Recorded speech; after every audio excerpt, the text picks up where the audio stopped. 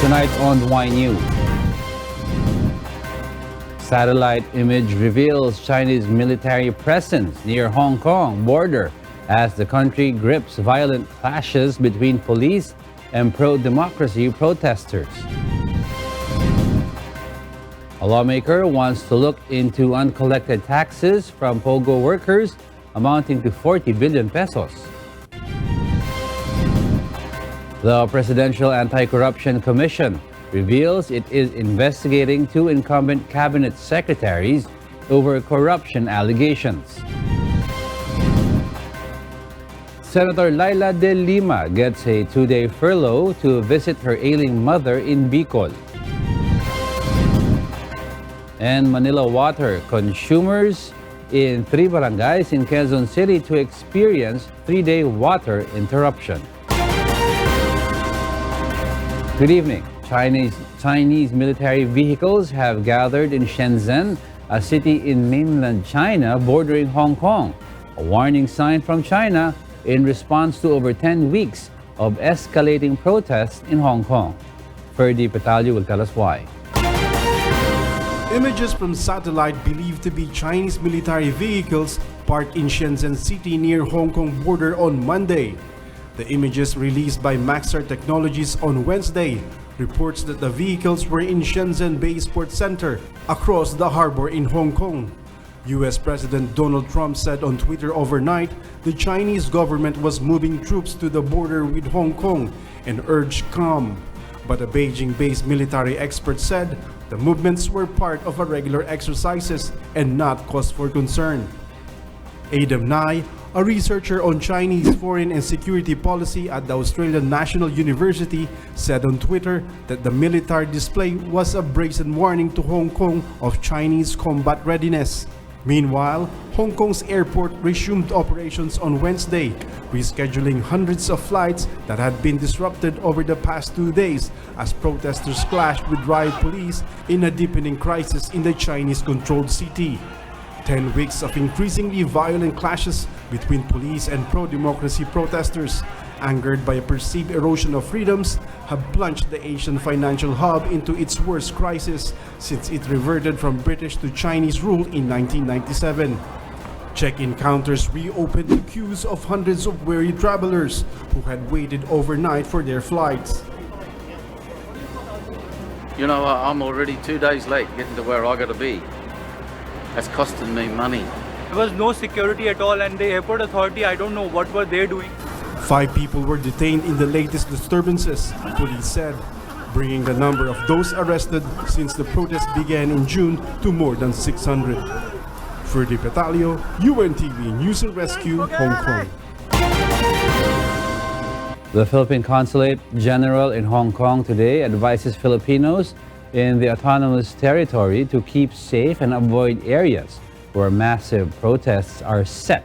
The consulate said protests would take place on the following dates and areas: August 15, Wan Chai Taxation Office; August 17, Charter Garden, Central to Central Government Offices; Admiralty, Hung Hom Pier to Sung Wong Toy Garden, Kowloon; and August 18, Victoria Park, Causeway Bay to Charter Road Central; August 19, Clean Up MTR Carriages; August 25, Kwai Tiang Theater, Kwai Chung to Tsuen Wan Park. The Consulate General also reminds Filipinos not to wear black or white shirts as these colors are associated with the conflicting parties involved in the tension.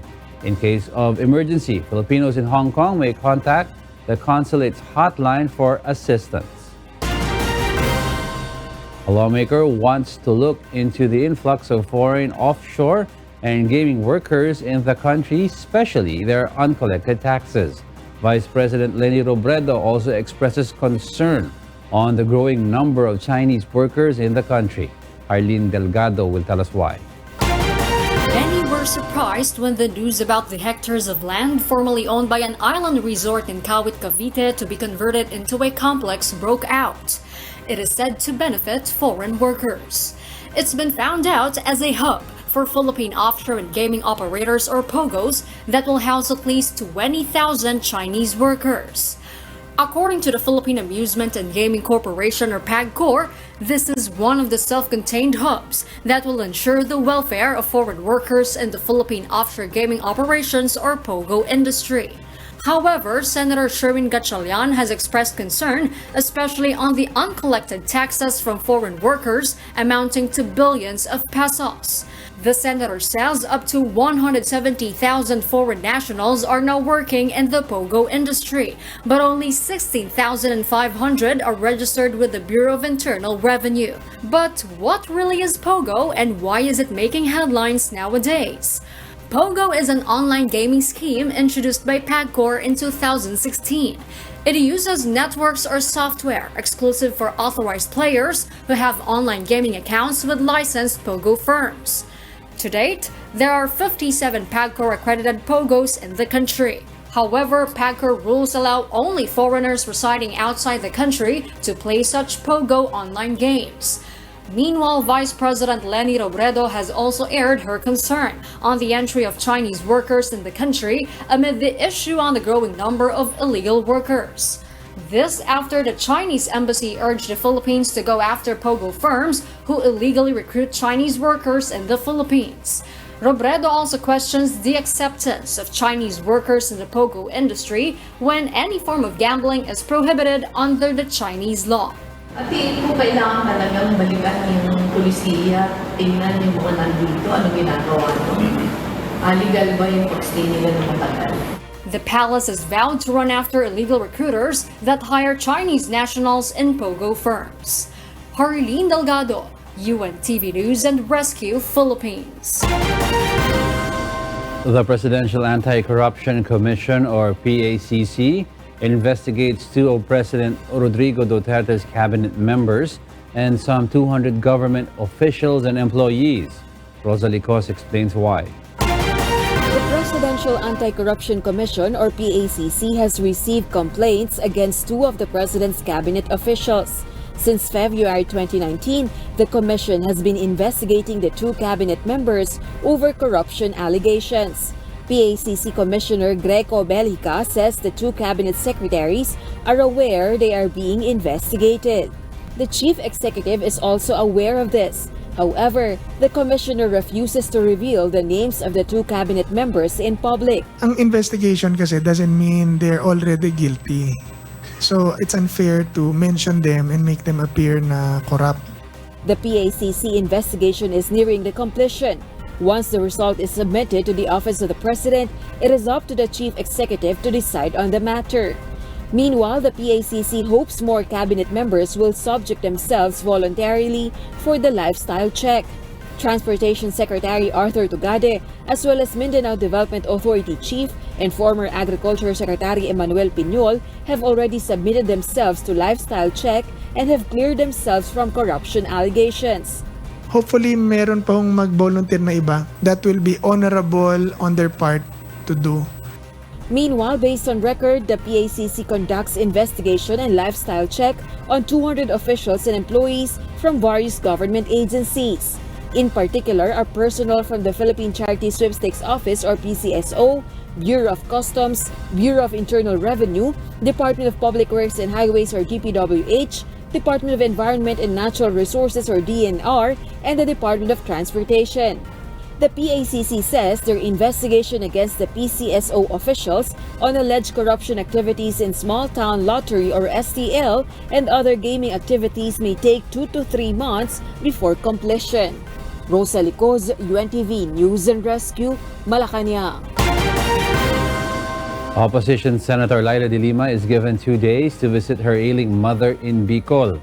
But how long she can stay with her mother in the hospital is still up for discussion. Maya Bermudez will tell us why. The Muntinlupa Regional Trial Court branches 205 and 256 have allowed Senator Laila de Lima to visit her 86-year-old mother Norma Magistrado de Lima, who is diagnosed with dementia. On August 4, her mother was hospitalized. According to her doctors, Mrs. de Lima is already weak and is in critical condition. The court has given De Lima 48 hours, including travel time to Naga City. She was allowed to go to NICC Doctors Hospital in Naga City or wherever her mother will be confined.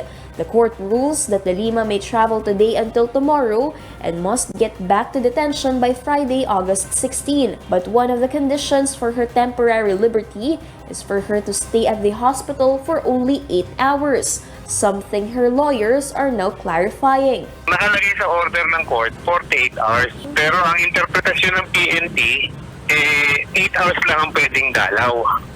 Kaya ngayon, nagkakaroon pa ng konting discussion between our lawyers and the legal department ng PNP regarding kung ano yung tamang interpretasyon ng order ni judge, ng dalawang judge.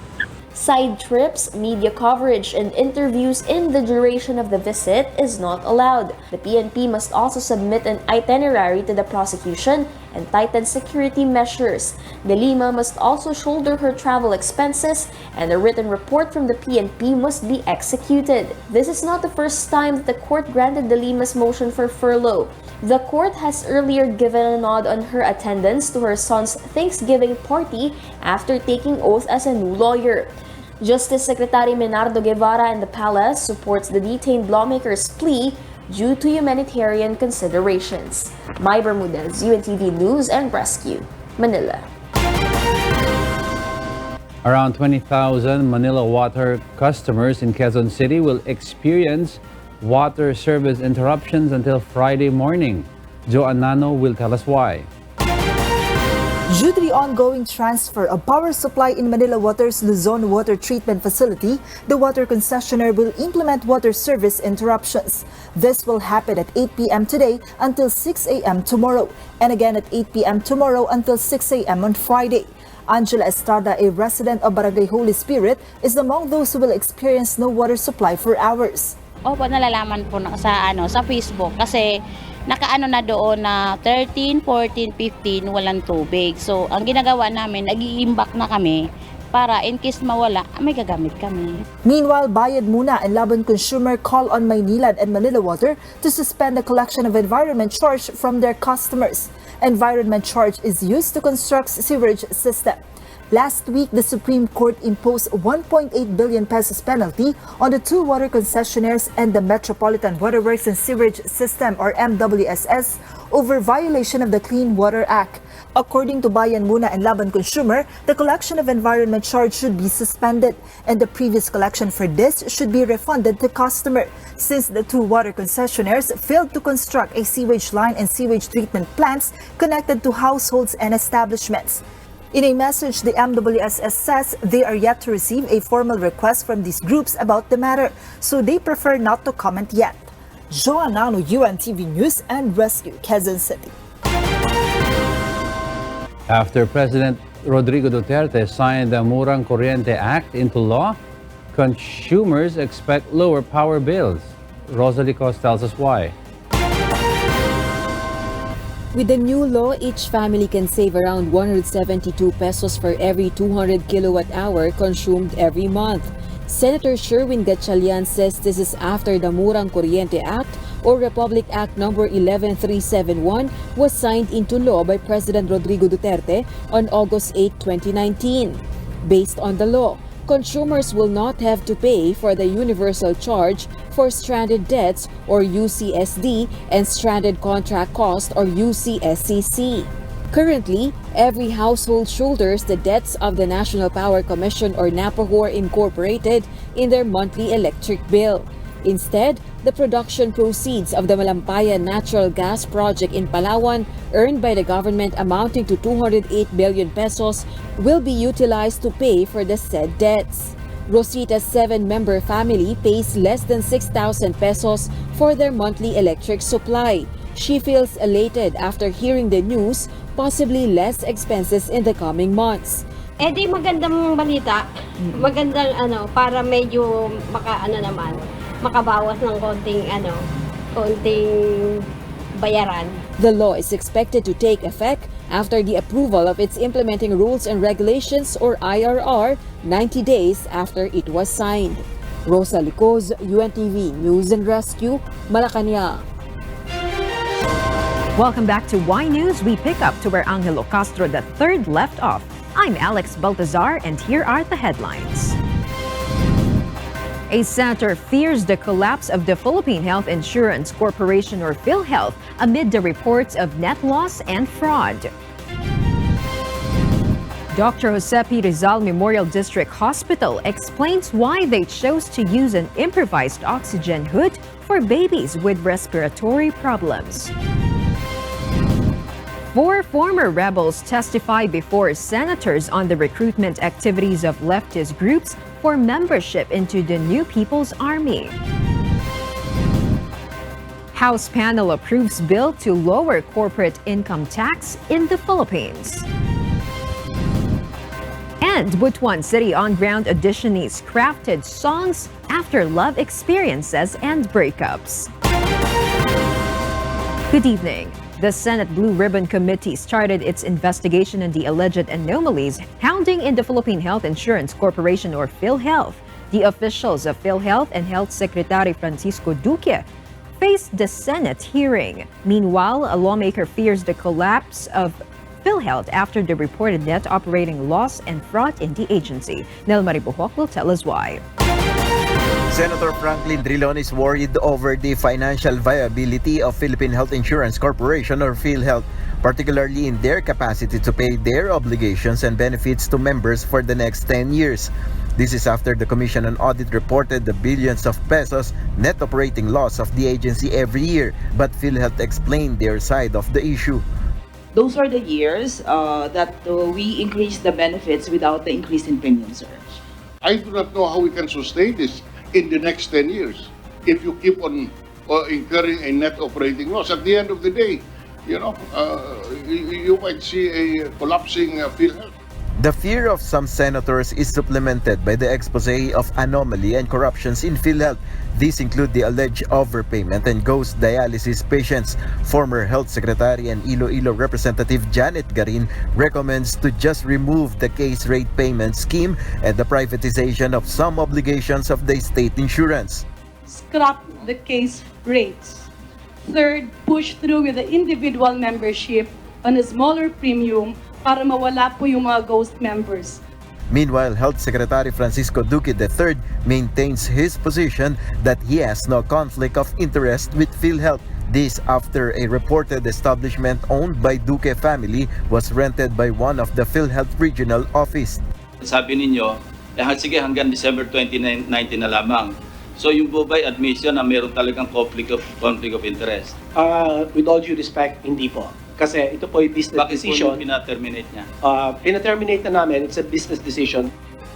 According to the National Bureau of Investigation, they are also looking into the alleged anomaly in PhilHealth, but a whistleblower suddenly withdrew himself from the case. Nel Maribuhok, UNTV News and Rescue, Senate of the Philippines. Dr. Jose Rizal Memorial District Hospital in Calamba, Laguna uses improvised oxygen hood. Sherwin Kalubong details why. 3 infants in the pediatric ward of Dr. Jose P. Rizal Memorial District Hospital are now in need of much oxygen because of their health conditions. One of them is baby Elaine, who has severe dehydration and acute gastroenteritis. Baby Camille, on the other hand, has pneumonia, while baby Angel has multiple congenital anomalies. The hospital uses for them improvised oxygen hoods, which according to Dr. Ignacia Flores, the hospital's officer in charge, this equipment is suitable for the young ones. She explains this is better than using a nasal cannula. Mas maganda yan at yan ang kailangan talaga. Kasi kung nasal cannula ang ikakabit, mas hindi effective yung sa bata kasi baby nga sila, nagiging irritable ang baby. So, ang tendency niyan, maglilikot, so matatanggal din itong cannulang to. The hospital management adds since the babies are patients, they cannot shoo them away. So instead of telling the parents to find another hospital, they work on treating the babies through the improvised method. Actually, hindi na nagagamit din yung conventional kasi mas prepare o mas gusto ng yung itong improvised na at mas mabilis yan nagagawa din kagad. Good as conventional oxygen hood ang effect niyan.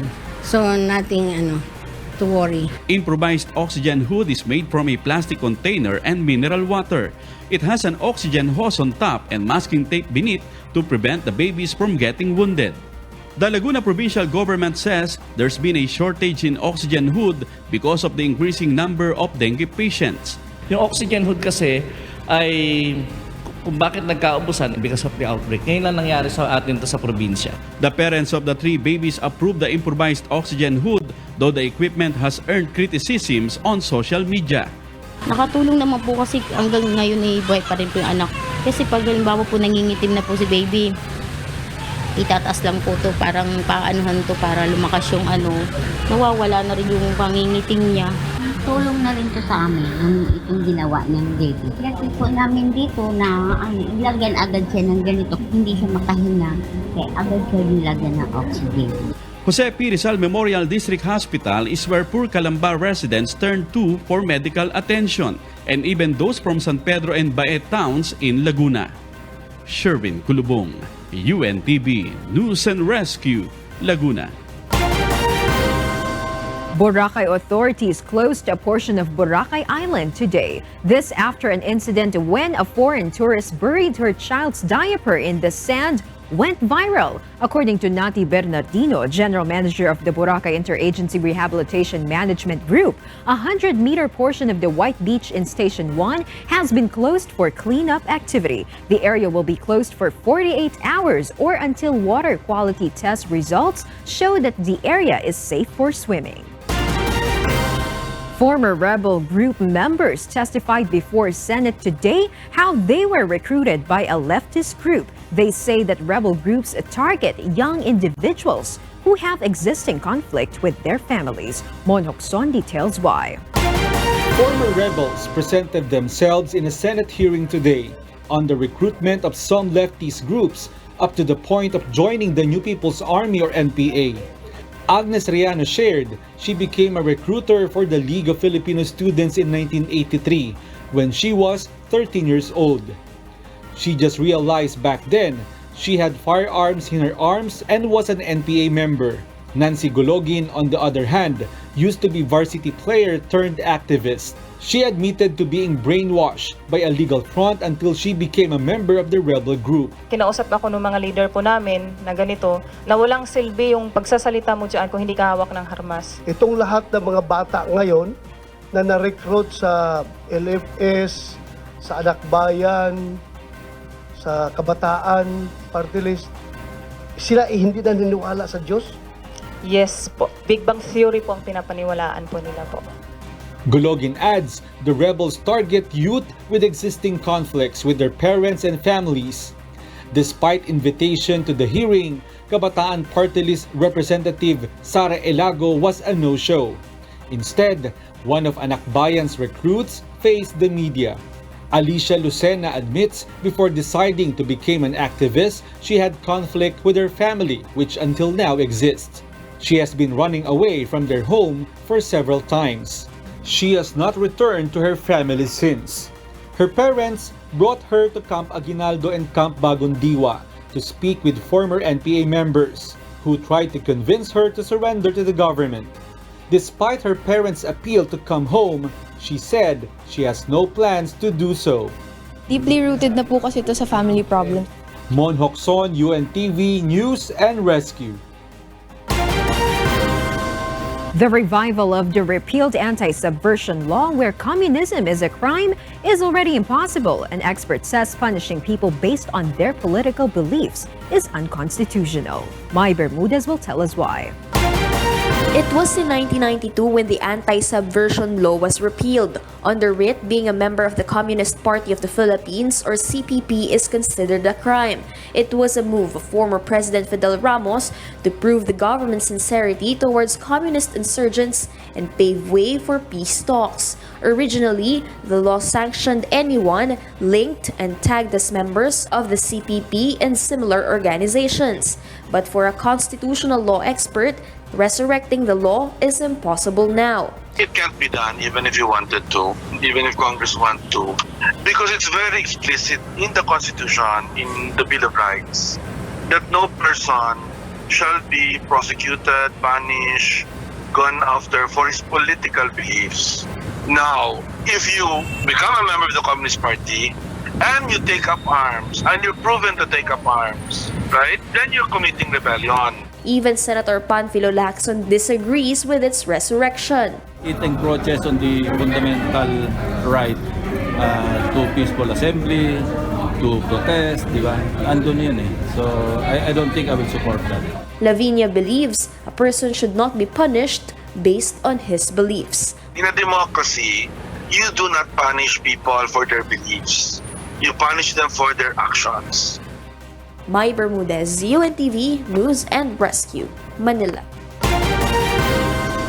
Courts can now impose community service on light offenses instead of imprisonment under the Republic Act 11362 or the Community Service Act signed by President Rodrigo Duterte on August 8. The law covers offenses punishable with up to 6 months of jail term, such as using fictitious name and gambling. Offenders can avail of this once. The courts will determine the number of hours an offender will serve and may order his rearrest to serve jail term if the conditions are violated.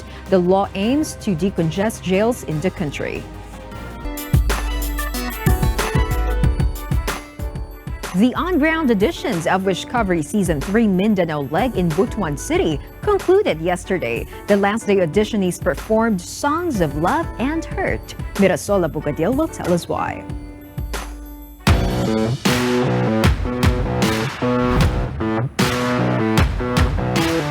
Aspiring singer-songwriters from the Caraga region came on the third day of the Wishcovery Season 3 on-ground auditions Mindanao Leg in Butuan City.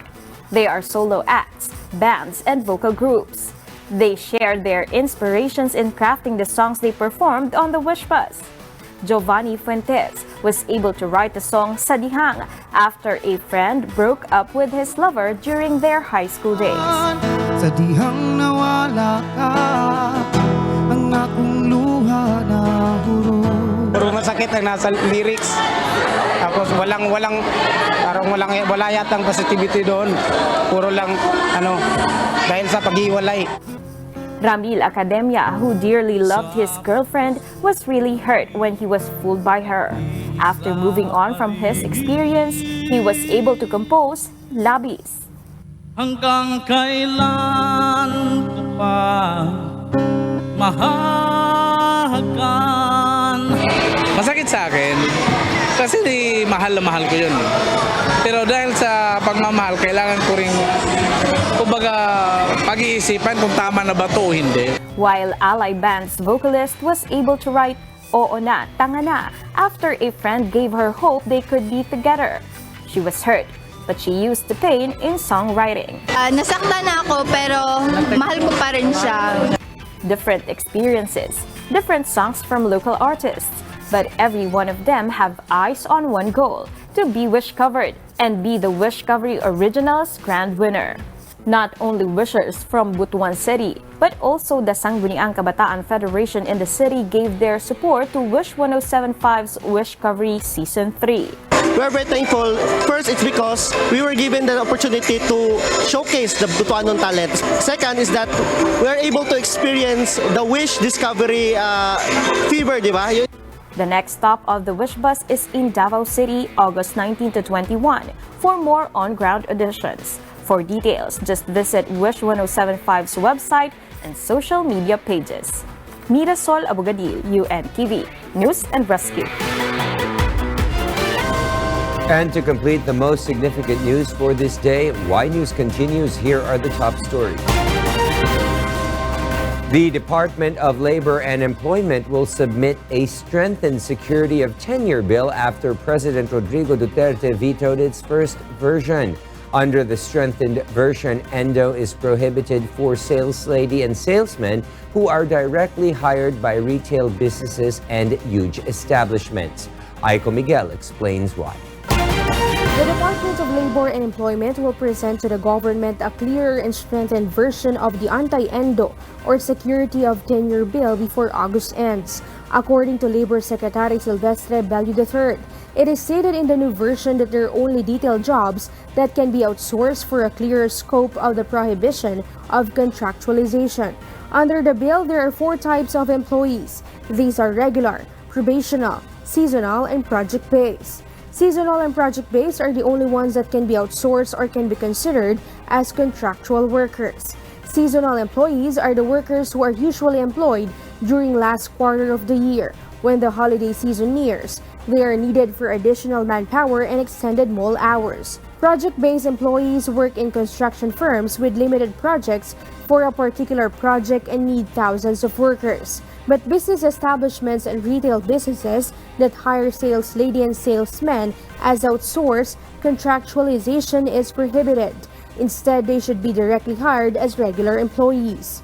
You cannot outsource a service if it is directly related to the principal business of the employer. Ngayon, as to whether the service is directly connected or not is subject to a determination by a tripartite body. The Labor Department thoroughly studied and scrutinized the SOT bill, as instructed by President Duterte, after he vetoed the first version approved by Congress. Secretary Bello explains the President wants to push for an anti-endo bill that aims for the benefit of both the employers and the workers. Aiko Miguel, UNTV News and Rescue, Manila. Meanwhile, the House Committee on Ways and Means passes a bill that seeks to lower the corporate income tax in the country. Grace Casin tells us why.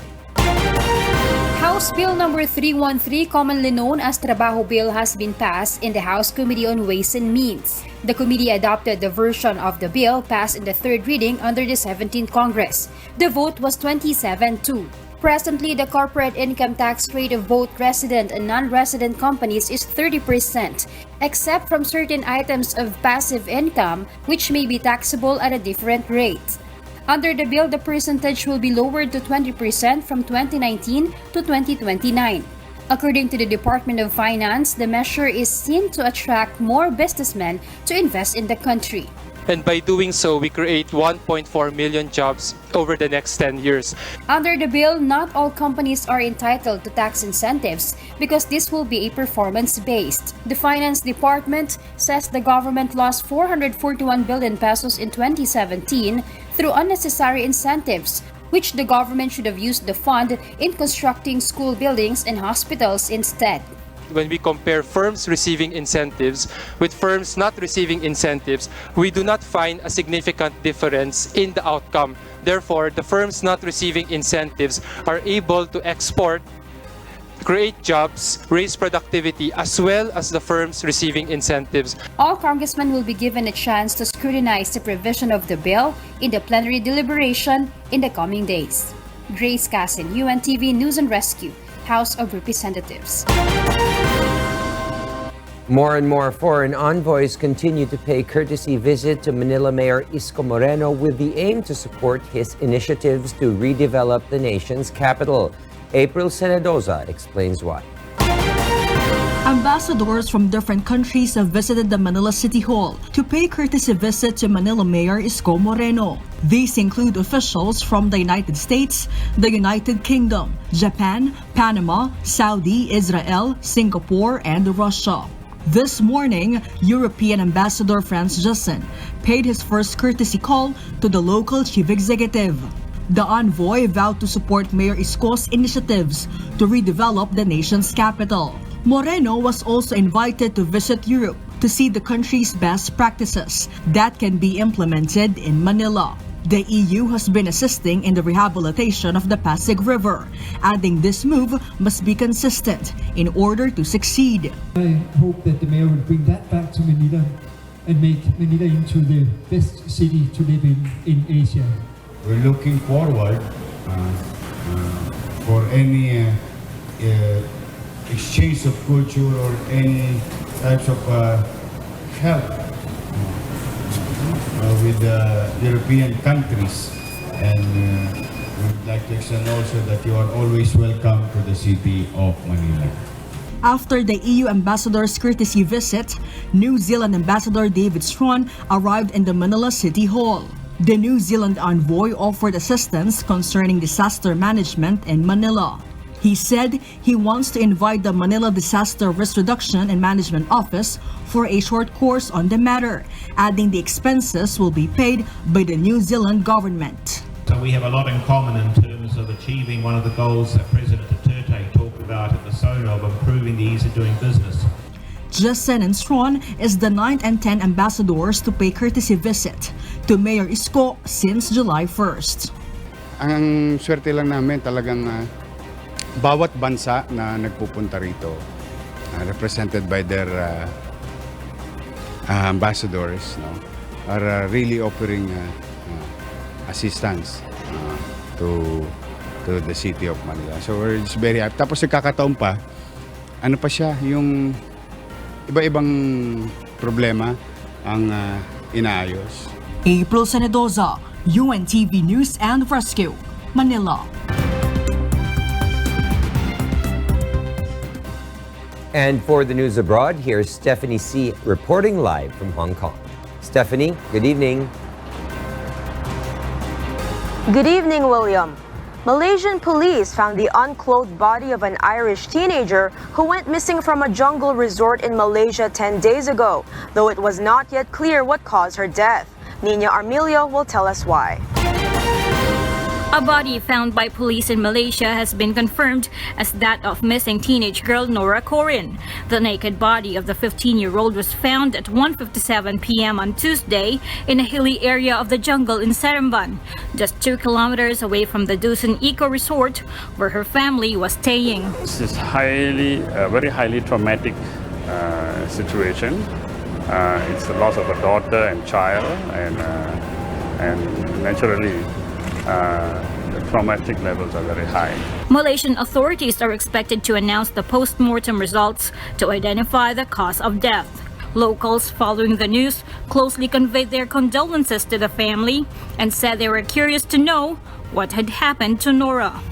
Like when found her in that way, it means like maybe they used her and they just dumped her in that way. We never know. I'm curious to know as well. I'm not sure. Nora had been vulnerable since birth, never went out alone, and had limited verbal communication skills, her family said last week. She had visited many countries in Asia and Europe, but never before wandered off, they said. The incident drew worldwide attention and support for the family, from former world chess champion Garry Kasparov, among others. An anonymous Belfast-based business donated a reward of 50,000 ringgit, or about $12,000, for information leading to a rescue. Nora's father, Sebastian, is French and works for an American automation software firm in London, his LinkedIn profile shows. Her mother, Mia from Belfast, is the co-owner of a consumer data intelligence firm in London, according to her page on the social network.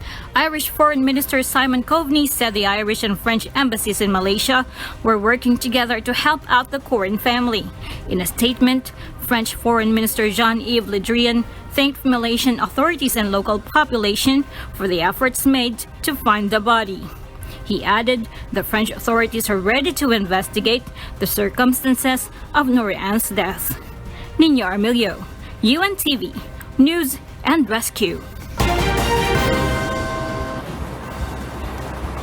Confusion swirled over a possible breakthrough in the tanker standoff in the Middle East on Tuesday after Gibraltar Scotch-Iranian media reports that an Iranian tanker was due to be released.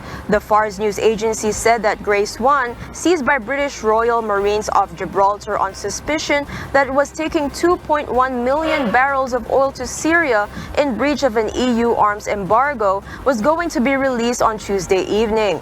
The report cited Gibraltar authorities, but a source for the government of the British Mediterranean territory said it was not correct. The seizure of the boat on 4th July led to reprisals by Iran, including the capture of the British flag Stena Imperno. Both incidents fueled worsening hostilities between Iran and the West that began when Washington pulled out of an international agreement curbing Iran's nuclear program last year and reimposed economic sanctions.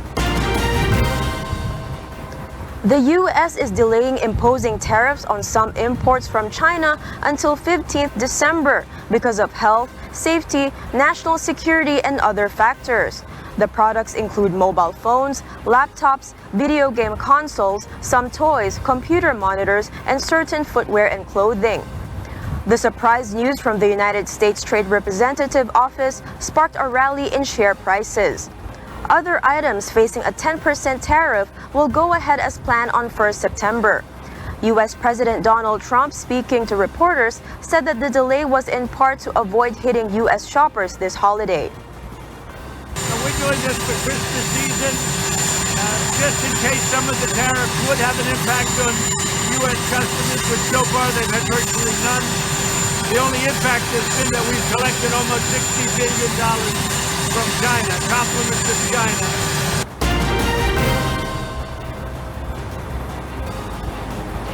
More than 100 firefighters backed by water-dropping aircraft were battling a wildfire on an island north of Athens that left the Greek capital blanketed in smoke. Meanwhile, more than 500 rescued migrants on board rescue vessels remain stranded at sea as no European state member has asked the European Union to coordinate the disembarking among countries. Jovic Burmas details why.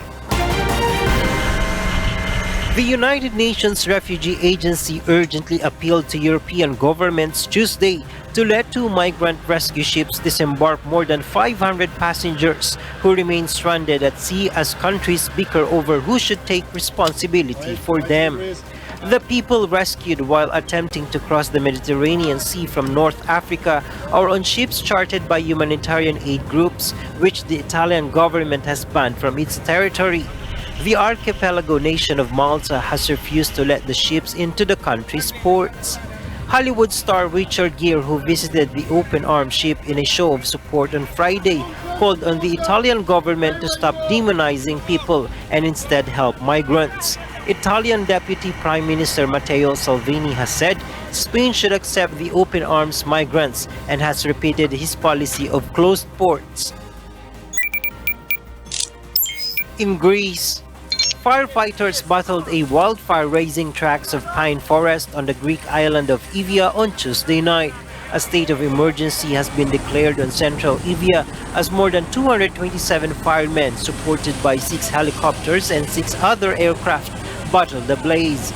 4 villages on the island, including the village of Makrimali, were evacuated protectively, a fire brigade official said. The blaze on Evia, Greece's second largest island, generated thick smoke that reached the capital Athens, some 110 kilometers away to the west. And in Russia, a violent baptism rite caught on camera in a Russian church on Saturday shocked both Orthodox believers and non-religious people, prompting a service ban for the excessively zealous priest.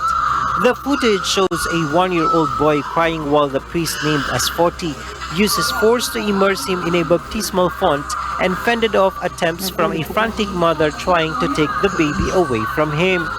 In an interview with local news station, Foti said the mother was overreacting and unfamiliar with the ritual and that he was performing baptism according to church rules.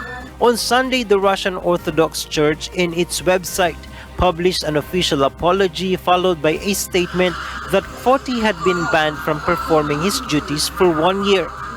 Jovic Burmas, UNTV News and Rescue.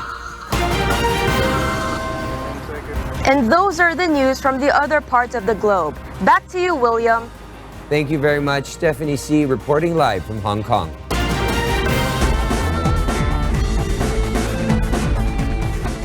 The main event of the 2019 ITTF World Tour, Azrael, Bulgaria begins tomorrow. The categories include singles, seated, women's doubles, and double seated.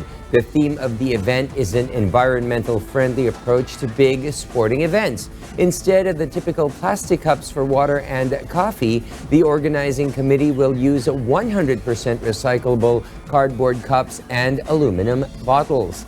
The main event of the tournament runs from August 15th to the 18th in Panagyuriste, Bulgaria.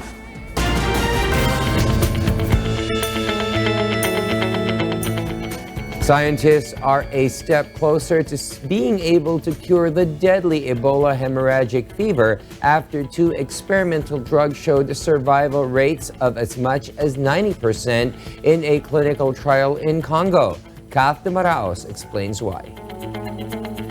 A mother and child who survived Ebola made their way home on Tuesday after they had been cured of the disease at a treatment facility in Goma in the Democratic Republic of Congo. Esperance Nabintu Buhedwa, 42, and her 1.5-year-old son Ebenezer were admitted for treatment on July 31st, the same day Esperance's infected husband died. Another 2 of Esperance's 10 children were also tested for Ebola, but were found negative. Their release comes as scientists say they are a step closer to being able to cure the deadly hemorrhagic fever after 2 experimental drugs showed survival rates of as much as 90% in a clinical trial in Congo. 2 experimental drugs, an antibody cocktail called REGN-EB3 developed by Regeneron, and a monoclonal antibody called MAB114, will now be offered to all patients infected with the virus in an ongoing outbreak in the Democratic Republic of Congo. They both have the same fundamental principle. It's an antibody that's made outside of the body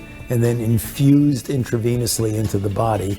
It binds to the Ebola virus and it neutralizes it and prevents it from spreading from cell to cell. The drug showed clearly better results according to the U.S. National Institute of Allergy and Infectious Diseases in a trial of 4 potential treatments being conducted during the second largest Ebola outbreak in history, now entering its 2nd year in DRC. The drugs improved survival rates from the disease more than the 2 other treatments that are also being tested. Well, certainly it gives us some hope and optimism because prior to this, with the mortality of between 65 and 70%, it was a dreadful disease. If you can bring it down to a much lower level, that gives people a lot of hope and that gives them the confidence to go in to get care when they do get sick. Ebola has been spreading in eastern Congo since August 2018 in an outbreak that has now killed at least 1,800 people. Efforts to control it have been hampered by militia violence and some local resistance to outside help.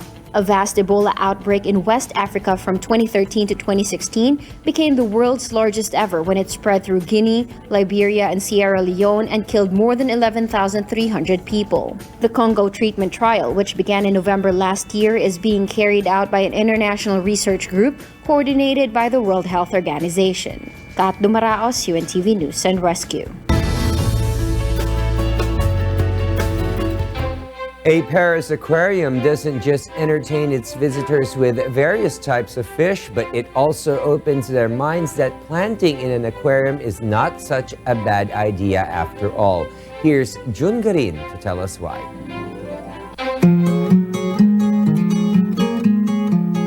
Victor Coiffure is busy taking out the weeds from his newfound eco farm. His garden, planted in a 20-meter fish tank in the aquarium just under a year ago, has already begun to sprout green tomatoes, peppers, and other fresh produce such as eggplant and strawberries. Hydroponics, as the method is called, is a vertical farming system which pairs fish and plants together in a tank. The plants grow using the nitrogen-rich fish droppings as fertilizer, aided by artificial light. The plants then purify the oxygenated water in the fish tank, while the organic vegetables produced can be used for food.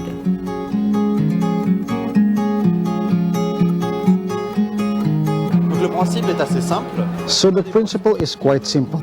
We have some fish next to us, which excrete elements containing nitrogen. To speak vulgarly, feces, excrement, which are rich in nitrogen, which have the composition of fertilizers, a sort of natural manure in the water.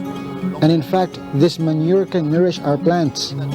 Because we extract the water to water the plants with the water from the tank, which is rich in excrement, which can naturally nourish our tomato plants. The new method requires little to no maintenance, other than keeping water conditions consistent and feeding the fish. The main task was fertilizing the plants by hand due to the aquarium's lack of bees. For the moment, aquarium staff are enjoying the fruits of their efforts, but the garden's produce remains limited to the small garden. The Paris Aquarium said their hydroponic system could be an example to reduce carbon emissions in the food production in the future. We want to prove that it's quite simple to install what we call hydroponics. more of a semi-hydroponic system. It's pretty simple to install. You just need light, water, fish. Everyone can do it. And why not give ideas to producers to also apply it, to show that if we can do it underground, 10 meters underground, why can't they do it in plain outdoors with no need for artificial light, just with water and fish? Citing the European Commission's Cordis report, they say that promoting local hydroponics production could reduce food imports and minimize carbon dioxide emissions from transporting food. June Garin, UNTV News and Rescue, Paris, France. And those are the reasons behind the news this August 14, 2019. On behalf of Alex Baltazar and Angelo Castro III, I am William Theo, and before we close, we will recap with today's significant sound bites. Because we need to know, we will always ask why. Good evening. Ang investigation kasi doesn't mean they're already guilty. So it's unfair to mention them and make them appear na corrupt. It can't be done even if you wanted to, even if Congress want to, because it's very explicit in the Constitution, in the Bill of Rights, that no person shall be prosecuted, punished, gone after for his political belief. It encroaches on the fundamental right to peaceful assembly, to protest, di ba? Andun yun eh. So, I don't think I will support that. Kinausap ako ng mga leader po namin na ganito, na walang silbi yung pagsasalita mo dyan kung hindi ka hawak ng harmas. Itong lahat ng mga bata ngayon na na-recruit sa LFS, sa Anak Bayan, sa Kabataan, Party List, sila hindi na niniwala sa Diyos? Yes po. Nasa bata as young as that, 16 years old. Yes po. Hindi na niniwala sa Diyos? Tinatanggal po yan. Big Bang Theory po ang pinapaniwalaan po nila po. Actually, hindi na nagagamit din yung conventional. Kasi mas prepare o mas gusto ng yung itong improvised na at mas mabilis yan nagagawa din kagad. Good as conventional oxygen hood ang effect niyan. So nothing to worry. They both have the same fundamental principle. It's an antibody that's made outside of the body and then infused intravenously into the body. It binds to the Ebola virus and it neutralizes it and prevents it from spreading from cell to cell.